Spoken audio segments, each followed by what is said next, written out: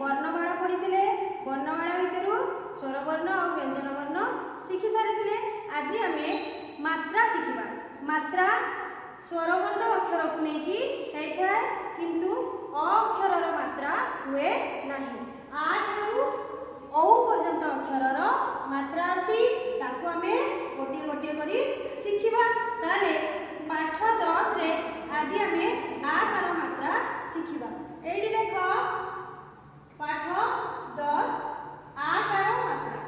ଆ car ମାତ୍ରା ତମେ ଗୋଟେ ବାଡ଼ି ସବୁ ଅକ୍ଷରରେ ଦେଇପାରିବ ବା ଲଗେଇ ପାରିବ।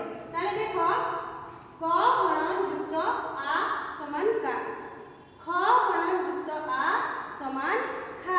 ଏପରି ସବୁ ବ୍ୟଞ୍ଜନ ବର୍ଣ୍ଣମାଳାର ଅକ୍ଷରରେ ଆ କାର ଲଗେଇଲେ ଆ ଉଚ୍ଚାରଣ ହବ।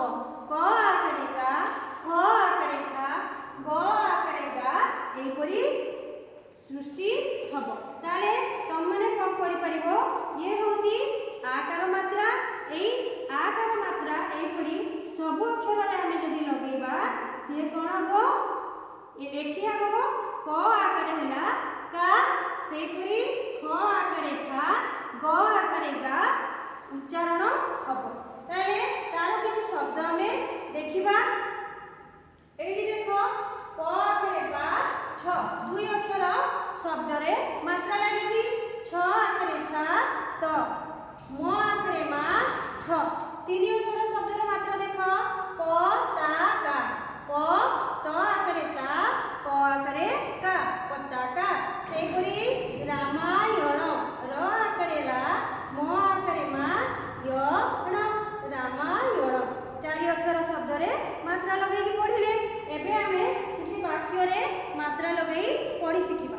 ଏଠି ଦେଖ ପଖାଳ ଭାତ ଶାଗ ଭଜା, ସକାଳ ପଢ଼ା ବଡ଼ ମଜା, ବାଟ ସଫା କର ପାଠଶାଳା ଯାଅ, ମନ ଲଗାଇ ପଢ଼ ପାଠ, ଧାନ କାଟ ହଳ ଆଣ, ବାର ମଜା ଖାଇବ ମନ କଥା ଗାଇବ।